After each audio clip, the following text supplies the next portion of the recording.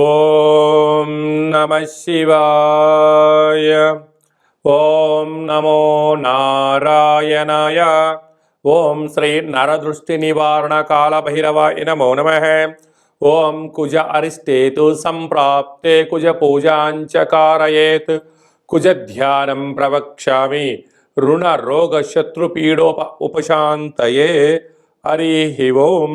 మా ఛానల్కి స్వాగతం. చూస్తున్న వీక్షకులకు ప్రేక్షకులకు ప్రియ కాళభైరవ భగవద్బంధులకి స్వాగతం పలుకుతూ మమ్మల్ని ఎంతగానో ఆదరిస్తూ ఉండబడినటువంటి ప్రియ సోదరీమణులకు అందరికీ కూడా సనాతన సంరక్షకులకు ధర్మ వీక్షకులకు ప్రేక్షకులకు అందరి పేరును కుజ భగవానుడి యొక్క ఆశీస్సులను కోరుకుందాం. కుజుడు రోగకారకుడు, రుణకారకుడు, శత్రుకారకుడు. ఎవరి యొక్క జాతకంలోనైనా లగ్నంలోనైనా 1లో 2లో 4లో 7లో 8లో 12లో కుజుడు సంచారం చేసినట్లయితే కుజదోష ప్రభావం ఉంటుంది. అలాంటి రుణాలు రోగాలు కుజదోష ప్రభావం ఎవరిపైన ఉండకుండా అందరినీ చల్లని చూపులతో ఆయురారోగ్యాలుగా ఆశీర్వదించాలని ఏడాది తర్వాత కుజ భగవానుడు 28వ తారీఖు 12వ నెల 2023 నుండి 5వ తారీఖు 2వ నెల 2024వ సంవత్సరం వరకు సంచారం చేయనప్పుడు ఎలాంటి ఫలితాలు ఉంటాయో, ఏడాది తర్వాత ధనుసు రాశిలో సంచారం చేయనప్పుడు ఎలాంటి ఫలితాలు ఉంటాయో సవివరంగా సంపూర్ణంగా తెలుసుకుందాం.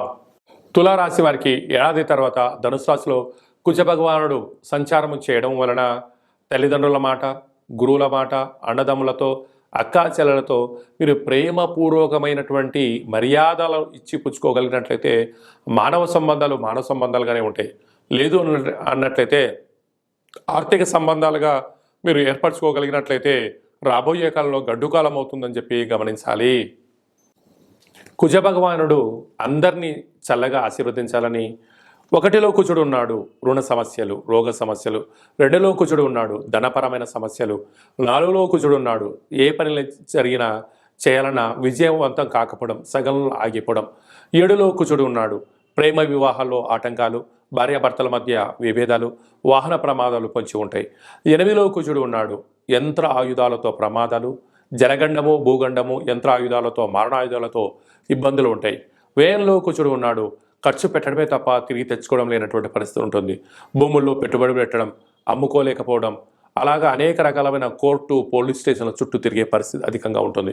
కనుక ఇలాంటి కుజ భగవానుడి యొక్క అనుగ్రహం లేనటువంటి వారందరం ఏం చెయ్యాలి అన్నట్లయితే ప్రతి మంగళవారం పూట ఉదయం 6 గంటల నుండి 7 గంటల వరకు కుజహోర జరుగుతూ ఉంటుంది.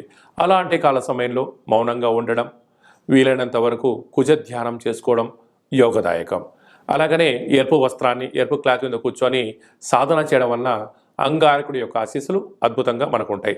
అలాగా ప్రతి మంగళవారం పూట కందిపప్పుతో కూడుకున్న ఆహారాన్ని భుజింపచేయడం, ఒక ఎరుపు క్లాత్లో 1 కేజీ బావు కందులను కానీ కందిపప్పును కానీ మూటకట్టి 7 ఎర్రటి ఒత్తులను ఆముదంలో నానబెట్టి ఇలాంటి సమస్యలు ఉండబడిన వారికి దిష్టి తీసి ప్రవహించే నీటిలో వేయడం వలన చేపలు లాంటివి అనేక తిని తనకున్న కుజదోషం తొలగిపోతుంది.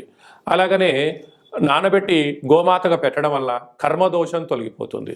అలా కుదరలేదు బ్రాహ్మణుడికి దానం ఇవ్వడం వల్ల, బ్రాహ్మణ భోజనం చేయడం వల్ల మనకు సంచిత ప్రారంభ ఆగమిక కర్మలు తొలగిపోతాయని చెప్పి గమనించాలి.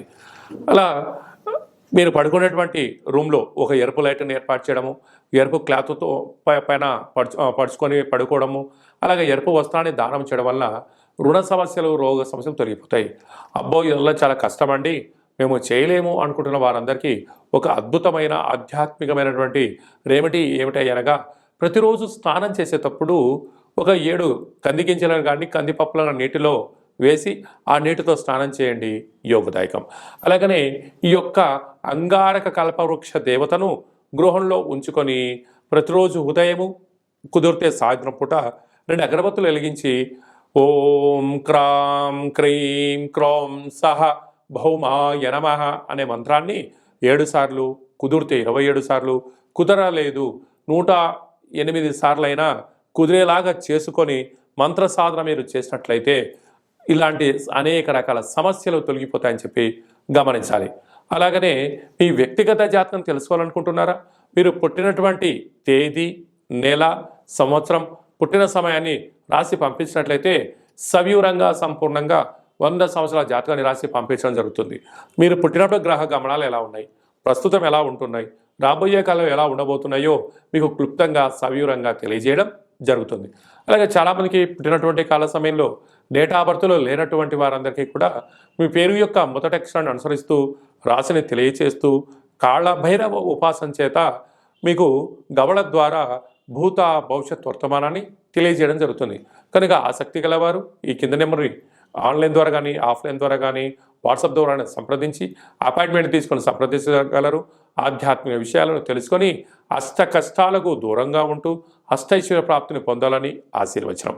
అలాగనే మీ అమ్మాయి కానీ అబ్బాయి కానీ ఎంత ప్రయత్నం చేసినా వివాహం కావట్లేదా, సంబంధాలు రావడం లేదా, వచ్చిన సంబంధం ఎలా ఉంటుంది అనేటువంటి ఆలోచన కలిగినట్లయితే ఈ కింద నెంబర్ సంప్రదించినట్లయితే ఎందుకు వివాహం కావట్లేదు, వధువు వరుడు ఎలాంటి వారు వస్తారు, వారి యొక్క జాతక సమ్మేళనం ఎలా ఉంటుంది, గణాలేంటి, గుణాలేంటి, వివాహ సంతానం ఏంటి, ఆరోగ్య పరిస్థితి ఏంటి, విదేశానం ఏంటి, వారికి ఎలాంటి యోగాలు ఉన్నాయో మీకు తెలియజేయడం జరుగుతుంది. అలాగే గతంలో వివాహమైన దంపతులు తరచూ గొడవ పడుతున్నట్లయితే, పోలీస్ స్టేషన్లని కోర్టు మెట్లు ఎక్కుతున్నట్లయితే ఎందుకు ఈ సమస్య వస్తుంది, మీ పేరులో కొన్ని అక్షరాల మార్పు ద్వారా ఆధ్యాత్మిక సలహాల ద్వారా మిమ్మల్ని పాలు నీళ్ళలాగా కలిసి ఉండేటువంటి ఆధ్యాత్మిక సలహాలు సూచనలు కూడా ఇవ్వడం జరుగుతుంది.